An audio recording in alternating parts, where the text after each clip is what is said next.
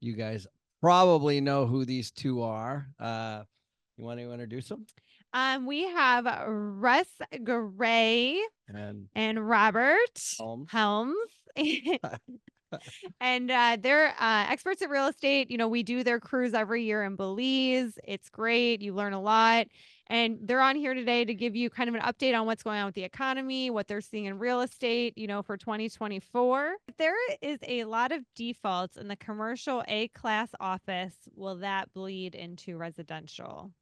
We can see the train wreck coming, and it's different in commercial for two primary reasons.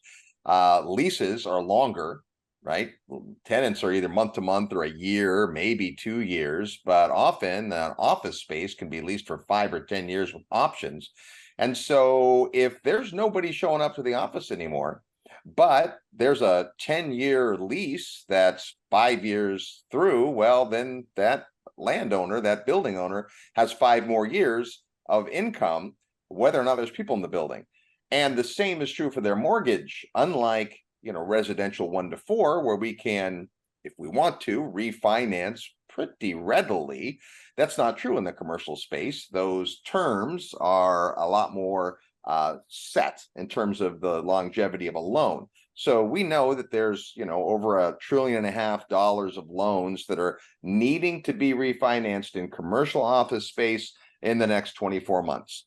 And there's not a lot of takers for those loans. So that's going to be a problem. So that if I own an office building right now, and imagine my tenant sent everyone home for the pandemic and no one came back, but they're still paying the mortgage because they're paying their lease because they have to. I'm taking that money, I'm paying the mortgage.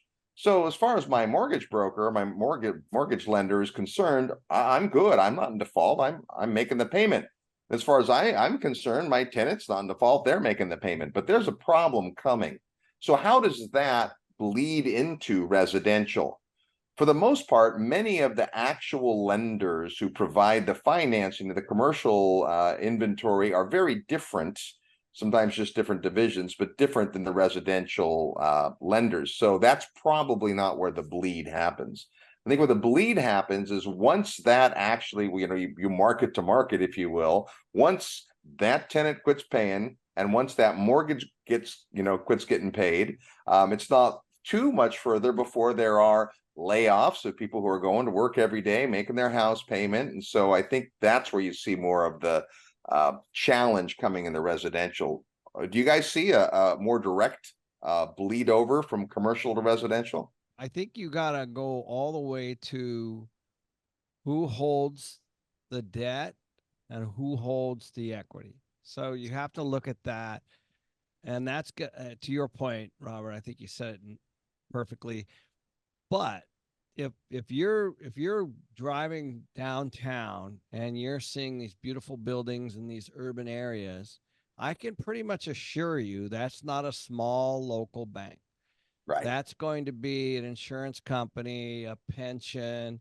These are Wall Street products, both on the debt and the equity. And that could be precisely one of the things that Wells Fargo's looking at, because, Wells Fargo certainly would be one of those banks that would be financing big office buildings, in the downtown urban core, let's say, for example. So that money could make its way into your, you might not even know it. It might be part of a mutual fund. It might be, part of some kind of financial product that holds lots of different pieces.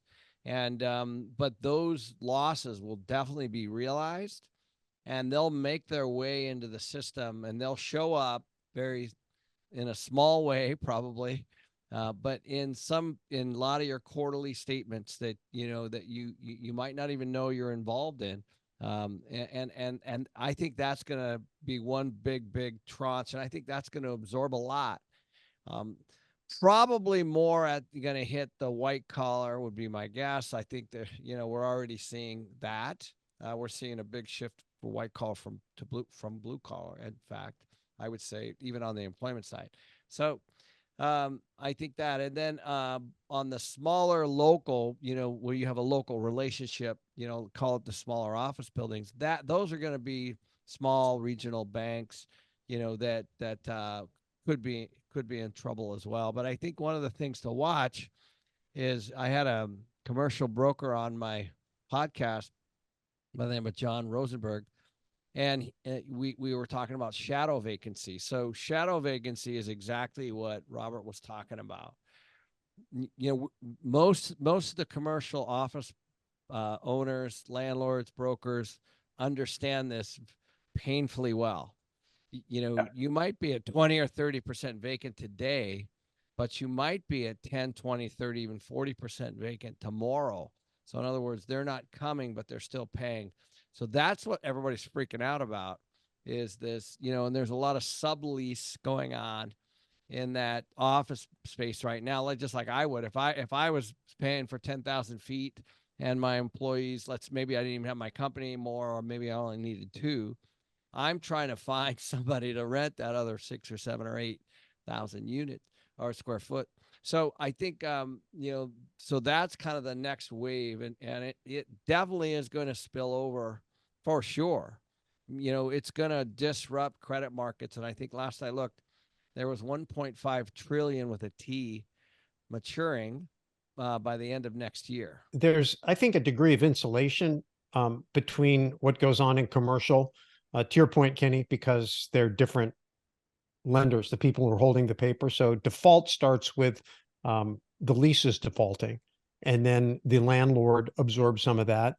And then even before that, so you've got the people who are no longer really in business, but they have enough money to pay down their lease, and they keep paying their lease while they're winding down their operations. And that's the front end. And then the next level is they quit making the payments, and the landlord absorbs some of that. At some point, the landlord defaults, and now it's going to be on the lender. The paper goes bad. I think at the point that the paper goes bad, the part that we don't know, what we learned in 2008, is that the guys who deal in paper inside the halls and walls of Wall Street, you don't know how they're all connected. You just do not know. There's off-balance sheet stuff. There's these credit default swap insurance policies. If that person pays, then I owe. That's what blew up AIG, right? AIG wasn't even a party to any of these things. All these subprime mortgages go bad and AIG implodes. Like, nobody even understood, how did that even happen? Even the guys who ran AIG didn't understood how that happened. So I think there's always a risk that we don't know how it's all going to spread once it starts.